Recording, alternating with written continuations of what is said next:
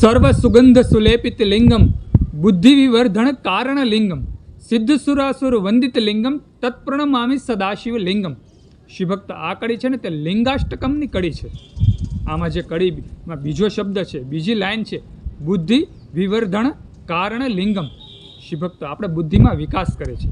જ્યારે આપણે શિવલિંગની પૂજા કરીએ છીએ ને ત્યારે ભગવાન મહાદેવના આશીર્વાદ એવા મળે છે કે આપણી બુદ્ધિમાં વિકાસ થાય છે. શિવભક્તો, આ સંસારમાં આપણે જન્મ લીધો છે, મોટા થઈએ ત્યાં સુધીમાં આપણે હજારો વખત સાંભળ્યો છે, આ શબ્દ હજારો વખત સાંભળ્યો છે કે બુદ્ધિ વગરના આપણા વડીલો, આપણા માતા પિતા કે કોઈ પણ આપણા કાકા કાકી હોય, કોઈ પણ આપણા કુટુંબ પરિવારના કોઈ મોટા સદસ્ય હોય, તે આપણને કામ ચીંધે, પછી આપણે તે કામ ભૂલી જઈએ. એટલે એક જ શબ્દ સાંભળવા મળે, બુદ્ધિ વગરની. દીકરી હોય તો એમ કે બુદ્ધિ વગરની.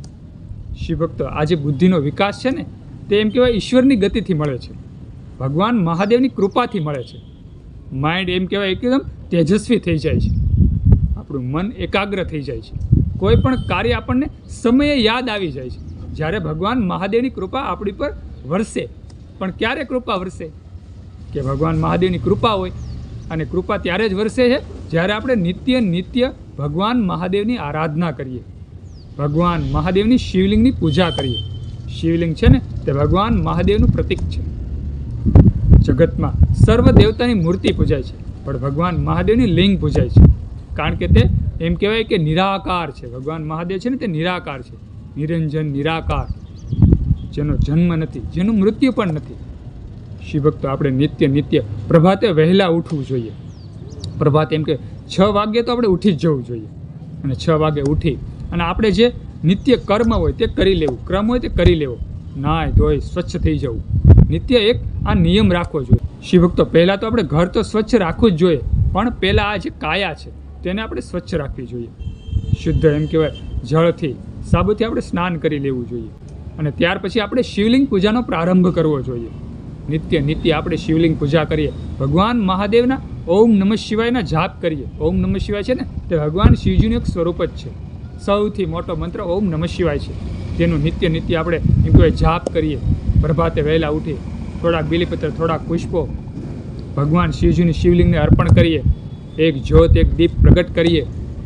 ભગવાન મહાદેવને સાચા હૃદયથી ધ્યાન ધરીએ. ભગવાન મહાદેવનું આપણે સાચા હૃદયથી ધ્યાન ધરીએ. તો પહેલાં તો ભગવાન મહાદેવ આપણા એમ કહેવાય કે આપણા માઇન્ડમાં, આપણા મસ્તિષ્કમાં બુદ્ધિનો વધારો કરે છે. ખાસ કરીને બાળકોને આપણે શિવલિંગ પૂજા સોંપવી જોઈએ, જેથી કરીને ભગવાન મહાદેવનો આશીર્વાદ એવા વરસે કે તેની બુદ્ધિમાં વિકાસ થાય. અને જો બુદ્ધિમાં વિકાસ થાય ને એટલે બાળક તેજસ્વી બને છે, તે ભણવામાં હોશિયાર થઈ જાય છે, અને ખાસ કરી અને તેને ભૂલાતું નથી. કોઈ પણ કાર્ય સમયે યાદ આવી જાય છે. ઘણી વખત એવું બને કે આપણે કોઈ પણ વસ્તુ લેવા ગયા હોય, સામાન્ય ઉદાહરણ છે, કોઈ પણ આપણે વસ્તુ લેવા ગયા હોય, બજારમાં માર્કેટમાં ગયા હોય, તો આપણે તે દુકાન, જે દુકાનેથી આપણે વસ્તુ લેવાની હોય તે દુકાન આપણે ચૂકી જઈએ છીએ, આગળ નીકળી જઈએ છીએ. ઘણા લોકોને આવું થયું છે, કારણ કે આમાં થોડોક બુદ્ધિમાં વિકાસ આપણો ઓછો કહેવાય. સમય આપણને યાદ આવી જવું જોઈએ કે આ દુકાન આવી છે તો આપણે આ વસ્તુ લેવાની છે. કે સમયે યાદ આવી જાય ને તો એમ કહેવાય કે આપણી બુદ્ધિ તેજસ્વી ગણાય, આપણું મસ્તિષ્ક, આપણું માઇન્ડ તેજસ્વી ગણાય. પણ જો આવો અભાવ દેખાય ને ત્યારે સમજવાનું કે આપણી એકાગ્રતા વહી ગઈ છે. આ એકાગ્રતા લાવવા આપણે શિવલિંગ પૂજા કરવી જોઈએ. એકાગ્ર થઈ અને ઓમ નમઃ શિવાયને આપણે જાપ કરીએ છીએ ને ત્યારે ભગવાન મહાદેવ આપણું મસ્તિષ્ક, આપણું માઇન્ડ, આપણી બુદ્ધિમાં વિકાસ કરે છે. મન એકદમ કેન્દ્રિત થવા માંડે છે. શિવભક્તો, તો ખાસ કરી અને ભગવાન મહાદેવની આપણે આરાધના કરવી, નિત્ય શિવલિંગની પૂજા કરીએ. શાસ્ત્રમાં કહેલું છે તે ખોટું નથી. ભગવાન મહાદેવ આદિ અનાદિ અનંત છે. આપણને એમ કહેવાય કે આમ સામા પ્રત્યક્ષ આશીર્વાદ દેવા નથી આવતા. ભગવાન મહાદેવ આપણું શારીરિક જે બળ હોય તેમાં વધારો કરે છે. ભગવાન મહાદેવ ક્યાંક ને ક્યાંક આશીર્વાદ વરસાવે જ છે.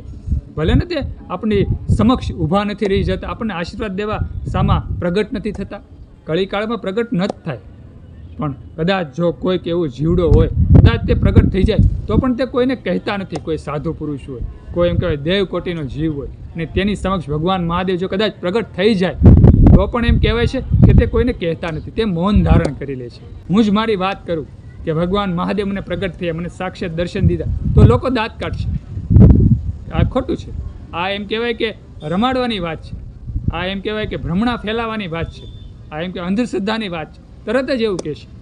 એટલે શિવ ભક્તો આ તો એક વધારાની વાત થઈ, પણ ખાસ કરીને આપણે શિવલિંગની નિત્ય પૂજા કરવી જોઈએ, શાસ્ત્ર પ્રમાણે ચાલવું જોઈએ. શિવ મહાપુરાણમાં કહ્યું છે અને લિંગાષ્ટકમમાં કહ્યું છે કે જે લોકો, જે માનવ, જે જીવ, જે બાળક, જે સ્ત્રી, જે પુરુષ શિવલિંગની પૂજા કરે છે તેની બુદ્ધિમાં વિકાસ થાય છે.